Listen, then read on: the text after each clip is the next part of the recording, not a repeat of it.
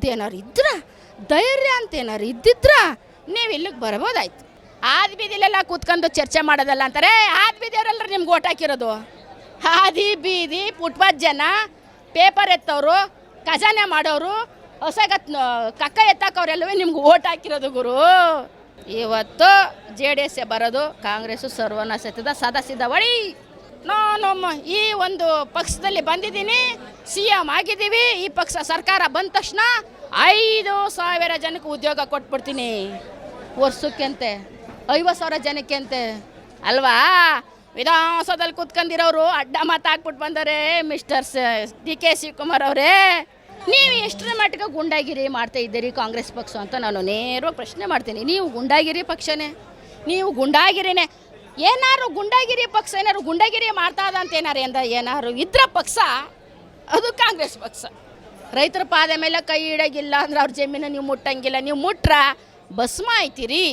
ರೈತರ ಸಾಪ ಇಲ್ಲಿ ಏನೇನಾಗಿದೆ ಅನ್ನೋಕ್ಕಿಂತ ಏನೇನು ಮಾಡಬೇಕು ಅನ್ನೋದು ಮುಖ್ಯ. ಯಾಕಂದರೆ ಇಲ್ಲಿ ಬಂದಿರೋರೆಲ್ಲ ನಿಜವಾದಂಥ ಹೋರಾಟಗಾರರು, ರೈತರ ಹೆಣ್ಣುಮಕ್ಳು, ರೈತರ ಹೆಂಡತಿಯರು ಯಾರು ಇಲ್ಲಿ ಕಾಸಿಸ್ಕೊಂಡು ಬಂದಿಲ್ಲ.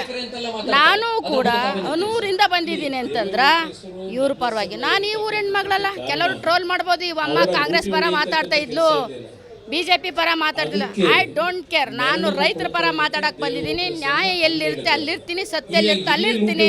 ಎಲ್ಲಿಂದ ಬಂದಿದ್ದೀರಾ ನೀವು? ನಾನು ಹೋರಾಟ ಎಲ್ಲಿ ಅನ್ಯಾಯ ಇದ್ದದೋ ಅಲ್ಲಿ ನಾನೊಬ್ಳೆ ಹೋರಾಟ ಮಾಡ್ತೀನಿ. ಗುಂಪು ಏನು ಕಟ್ಕೊಂಡು ಹೋಗಲ್ಲ, ಧೈರ್ಯ ನನಗಿದೆ. ಇಲ್ಲಿ ಮಾನ್ಯ DK ಶಿವಕುಮಾರ್ ಹೇಳೋದು ಏನು ಹೇಳೋದಂದ್ರೆ, ಅವ್ರು ಹೇಳ್ತಾರೆ ಕುಮಾರಸ್ವಾಮಣ್ಣವ್ರ ಇದ್ದ ಕಾಲದಲ್ಲಿ ಇವರು ರೈತರ ಭೂಮಿನ ಟಚ್ ಮಾಡಕ್ ಹೋಗಿದ್ರು ಅಂತಾರ. ಹೌದು, ಕುಮಾರಸ್ವಾಮಣ್ಣವ್ರ ಅಧಿಕಾರ ಇದ್ದಾಗ ಟಚ್ ಮಾಡಕ್ ಬಂದಿದ್ರು, ಒಪ್ಕೊಳ್ಳೋಣ. ಆದ್ರೆ ರೈತರ ಸಮಸ್ಯೆ ಕೇಳಿದ ತಕ್ಷಣ ಅವ್ರು ಕೈ ಬಿಟ್ರು. ಅಂದ್ರೆ ಒಬ್ಬ ಮನುಷ್ಯ ಆಸೆ ಬರುತ್ತೆ, ಆಸೆಗೆ ಏನಾದ್ರು ಕೇಳಕ್ ಬಂದಾಗ ಜನಗಳು ಅವ್ರ ಮುಂದೆ ನೊಂದ ಮನಸ್ಸಂದು ಹೇಳಿದಾಗ, ನೊಂದ ಮನಸ್ಸಿನಿಂದ ಹೇಳಿದಾಗ ಅವ್ರೇನ್ ಮಾಡ್ತಾರೆ, ಕೈ ಬಿಡ್ತಾರ. ಬೇಡಪ್ಪ, ರೈತರು ಕಣ್ಣಿರೋದು ನನಗೆ ಬೇಡ ಅಂತೇಳಿ ಅವ್ರು ಕೈ ಬಿಡ್ತಾರ. ಅಲ್ಲಿಗೆ ನಿಂತೋಗಿದ್ರೆ ಚೆನ್ನಾಗಿತ್ತು. ಇವತ್ತು ಏಕೈಕಿ DK ಶಿವಕುಮಾರ್ ಅವರು ರೈತರಿಗೆ ಒಳ್ಳೇದ್ ಮಾಡಕ್ ಬರ್ದೇನೆ ರೈತರ ತಲನ ರುಂಡನ ಕೈಯಲ್ಲಿ ಹಿಡ್ಕ ಬಂದಿದೆ ಇಲ್ಲಪ್ಪ.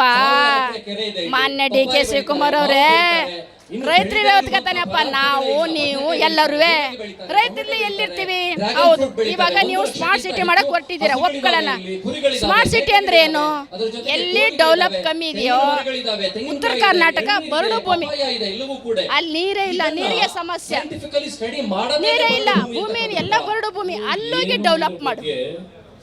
ನಾನು ಮತ್ತೆ ಇನ್ನೊಂದ್ಸತಿ ಹೇಳ್ತೀನಿ, ಚಾಮರಾಜನಗರ ಕಾಡು, ಸಿಟಿ ಅಂದ್ರೆ ಏನಂತ ಗೊತ್ತಿಲ್ಲ, ಫ್ಯಾಕ್ಟ್ರಿ ಅಂದ್ರೆ ಏನಂತ ಗೊತ್ತಿಲ್ಲ, ದೊಡ್ಡ ದೊಡ್ಡ ಮನೆಗಳು ಅಂತ ಏನಂದ್ರೆ ಗೊತ್ತಿಲ್ಲ, ಅಲ್ಲೂ ಕಟ್ಟಿ ನೀವು ಸ್ಮಾರ್ಟ್ ಸಿಟಿ ಮಾಡಿ. ಒಂದು ನೀ ಸ್ಮಾರ್ಟ್ ಸಿಟಿ ಮಾಡಕ್ ಕೊಟ್ಟಿದೆಯಲ್ಲಪ್ಪ. ಇಲ್ಲಿ ಈ ನೆಲ ಈ A1 A ಅಂತ ಬಂದೈತೆ. ಅದೇನು 1.5 ಅವರ್ಗೆ ನಾನು ಪ್ರಶ್ನೆ ಕೇಳಿದ್ರ 2 ಲೀಟರ್ ನೀರು ಕುಡ್ಕತ್ತದೆ ಅಂತರ್ಜಲಲ್ಲಿ. ಆ ಅಂತರ್ಜಲ ನೀರು ಎಷ್ಟು ದಿವಸ ಕೊಡಕ್ಕಾಗುತ್ತೆ? ಎಷ್ಟು ಪ್ರಶ್ನೆ ಮಾಡ್ಬೋದು? ಎಷ್ಟು ಹಿಂಗೆ ನೀರು ನೀನು ಕೇಳ್ತಾ ನೀರೆಲ್ಲ ಖಾಲಿ ಆದಾಗ ನೀ ಸ್ಮಾರ್ಟ್ ಸಿಟಿ ಮಾಡ್ಕೊಟ್ಟಿದ್ದೆಲ್ಲ ಅವರೇ ನಿನ್ಗೆ ಪರ್ಕೆ ತಗೊಂಡು ಬಿಡ್ತಾರೆ. ನಿಜ ಅಲ್ವಾ? ಅದಕ್ಕೆ ಇವತ್ತೇ ತಪ್ಪಿಸ್ಕಪ್ಪ ನೀನು ರೈತರಿಂದ. ರೈತರಿಗೆ ಯಾಕೆ ನೀನು ಅನ್ಯಾಯ ಮಾಡ್ತೀಯಾ? ಒಂದು ನೀನು ಸ್ಮಾರ್ಟ್ ಸಿಟಿ ಮಾಡ್ಬೇಕಲ್ವಾ? ಇವತ್ತು ಅದೆಲ್ಲೋ 15 ಎಕರೆಗೆ 15 ಲಕ್ಷ ಅಂತೆ ಸಣ್ಣ ಗಿಡ ನೀನು ಹಾಕಕ್ ಹೋಗಿದ್ಯಾ? ಒಂದು ತೆಂಗಿನ ಮರನ ನಾನು ಬೆಳೆಸಬೇಕು ಅಂದ್ರೆ 7 ವರ್ಷ ಬೇಕು. 7 ವರ್ಷ ಬೇಕು ಒಂದು ತೆಂಗಿನ ಮರಿನ ನಾನು ಬೆಳೆಸಬೇಕು ಅಂತಂದ್ರೆ ತೆಂಗಿನ ಮರನ. ಆ 7 ವರ್ಷ ಅದು ಎಷ್ಟು ವರ್ಷ ಆಗಿದ್ದದು ಇಲ್ಲಿ. ನೀವು ಹೋಗ್ಬಿಟ್ಟು ಈಗ ಚಿಕ್ಕ ಸಸಿನ ಹೋಗಿ ಪಾಪನ ನೀನು ಬೆಳೆಸ್ತೀನಿ ಅಂತಿದೆಯಲ್ಲಪ್ಪ. ಸಾರ್ ಹೇಳಿದ್ರು ಇವಾಗ ಕುಮಾರಸ್ವಾಮಣ್ಣವರು, ಅಲ್ಲಿ ಹೋಗಿ ಮಾಡು, ಅಲ್ಲಿ ಹೋಗಿ ಮಾಡ್ಬೋದಾಯ್ತಲ್ಲ. ನೀನೇ ಆನ ಕೆರೆದು ತಾನೇ ತನ್ನ ತಲೆಗೆ ದಬಾಕತ್ತಂತಂಗೆ ನೀವು ಇವತ್ತು ಮಾಡಕ್ಕೆ ಹೊರಟಿರೋದು ಅನ್ಯಾಯ. ನೀವು ಸತ್ಯಲ್ಲಿ ತೋರಿಸ್ಕರೆ ಅಲ್ಲಿ 15 ಲಕ್ಷದ ನಾನು ಗಿಡ ಹಾಕ್ತೀನಿ ಅಂತಂದ್ರೆ ಅಲ್ಲಿ ಎಷ್ಟು ಎಕರೆ ಜಮೀನಾಯಿತು, ನೀನು ಅಲ್ಲೇ ಹೋಗಿ ಮಾಡವೆ. ಇಲ್ಲಿ ರೈತರು ಹೊಟ್ಟೆ ಮೇಲೆ ಹೊಡೆದು ನೀನು ಊಟ ಮಾಡೋ ಬದಲು ಆರಾಮಾಗಿದೆ ಗಿಡ ನೆಡ್ತಾ ಇದ್ದೀರಾ, ಅಲ್ಲೋಗಿ. ಅದನ್ನು ನಾನು ಕೇಳೋದು. ಆಮೇಲೆ ಇನ್ನೊಂದು ಹೇಳ, ಮಾನ್ಯ ಕುಮಾರಸ್ವಾಮಣ್ಣವರು ಅವ್ರಿದ್ದ ಕಾಲದಲ್ಲಿ, ಮುಖ್ಯಮಂತ್ರಿ ಇದ್ದ ಕಾಲದಲ್ಲಿ ರೈತರಿಗೆ 150 ಕೋಟಿ ಸಾಲ ಮನ್ನಾ ಮಾಡಿದ್ರು, ಲಾಟ್ರಿ ನಿಷೇಧ ಮಾಡಿದ್ರು, ಸಾರಾಯಿ ನಿಷೇಧ ಮಾಡಿದ್ರು, ಅಂಗವಿಕಲರಿಗೆ ಕೆಲಸ ಗೌರ್ಮೆಂಟ್ ಮಾಡಿದ್ರು, ಟೀಚರ್ಸ್ 50,000 ಜನನ ಸೇರಿಸಿದ್ರು. ನೀನೇನು ಮಾಡಿದೆಪ್ಪ?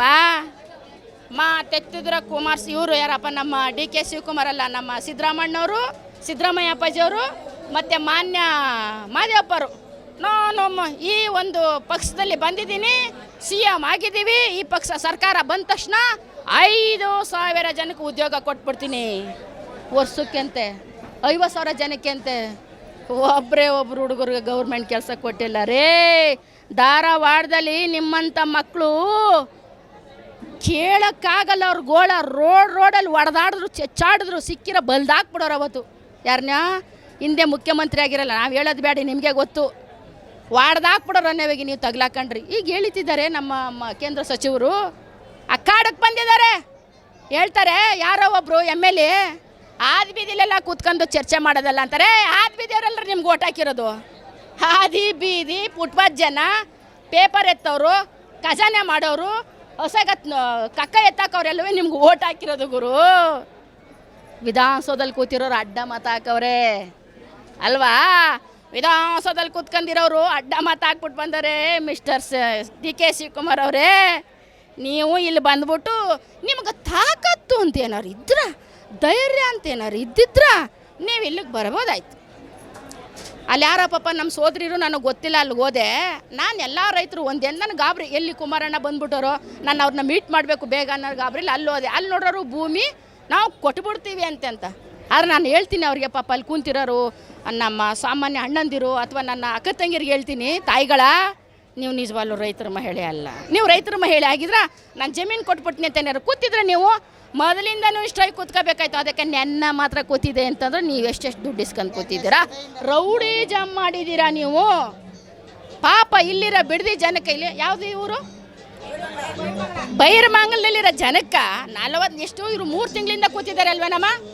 3 ತಿಂಗಳಿಂದ ಕೂತಿರ್ತಕ್ಕಂಥ ಹೋರಾಟ ಮಾಡೋ ಹೆಣ್ಣು ಮಕ್ಳಿಗೆ ಬಂದ್ಬಿಟ್ಟು ನೆನ್ನ ನೀವು ದುಡ್ಡು ಇಸ್ಕ ಕೂತಿದ್ದಾರೆ ಅಂತಂದ್ರೆ ನೀವು ಎಷ್ಟರ ಮಟ್ಟಿಗೆ ಗುಂಡಾಗಿರಿ ಮಾಡ್ತಾ ಇದ್ದೀರಿ ಕಾಂಗ್ರೆಸ್ ಪಕ್ಷ ಅಂತ ನಾನು ನೇರವಾಗಿ ಪ್ರಶ್ನೆ ಮಾಡ್ತೀನಿ. ನೀವು ಗುಂಡಾಗಿರಿ ಪಕ್ಷನೇ, ನೀವು ಗುಂಡಾಗಿರಿನೇ.